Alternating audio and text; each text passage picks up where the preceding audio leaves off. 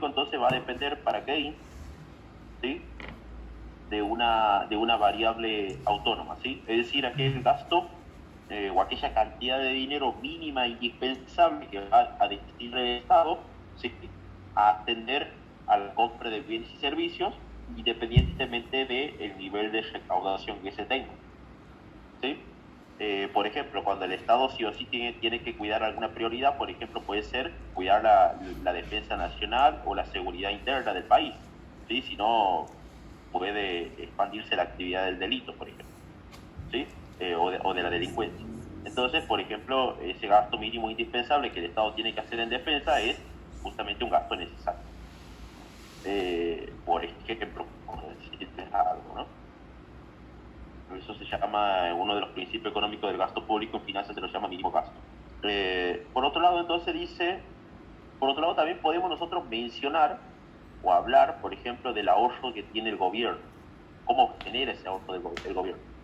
Bien, nosotros ya todos habíamos puesto SF, ahorro de las familias, ahora se llama SG, ahorro del gobierno, que se lo puede traducir como la recaudación menos las transferencias que tiene que otorgar menos el gasto público que debe realizar en concepto de erogación en la compra de bienes y servicios al mercado.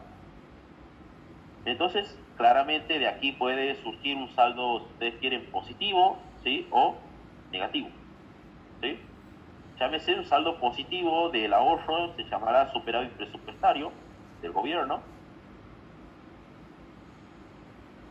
Superávit presupuestario del gobierno. ¿Traducido en qué? En que de lo que se recaudó, ¿sí?, menos las transferencias que tuvo que otorgar el Estado a los ciudadanos, menos el gasto o erogación que tuvo que realizar para la demanda de bienes y servicios, quedó un saldo, ¿sí?, de ello, de todo ello, digamos, traducido en un superávit presupuestario.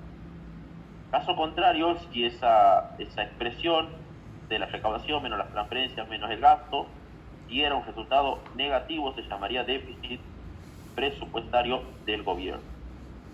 Traducido en que de la recaudación no se alcanzó a cubrir la totalidad, por ejemplo, de las transferencias o de la totalidad de los gastos, por lo tanto quedó, digamos, insuficiente esa recaudación, traducido en un déficit presupuestario del gobierno.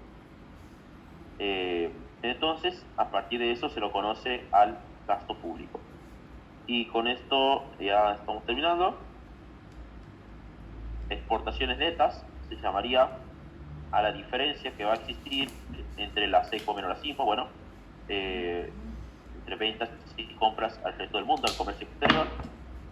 Sabemos que de ello, según Keynes, considera que tanto las exportaciones como las importaciones, nos dice Keynes, que dependen, van a ser consideradas, mejor dicho, una variable autónoma. Si bien habíamos dicho que ambas dependen del tipo de cambio, ¿verdad? Pero para Keynes, él las trata, en su tratamiento, él dice que las exportaciones como las importaciones son autónomas. ¿Qué quiere decir autónomo? Las exportaciones, ¿sí?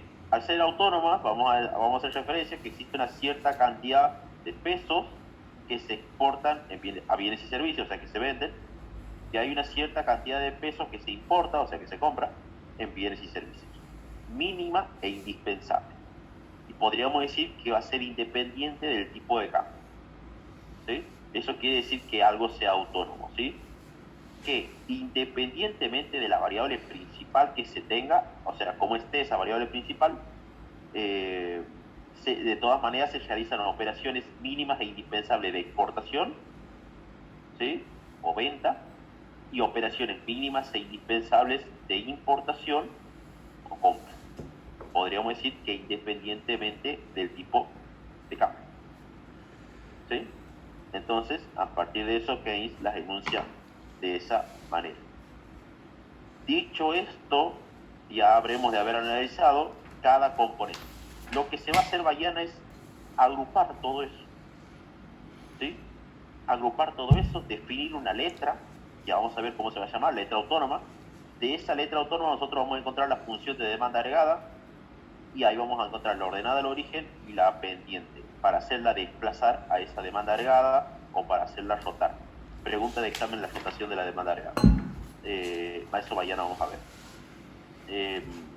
Así que, por el momento,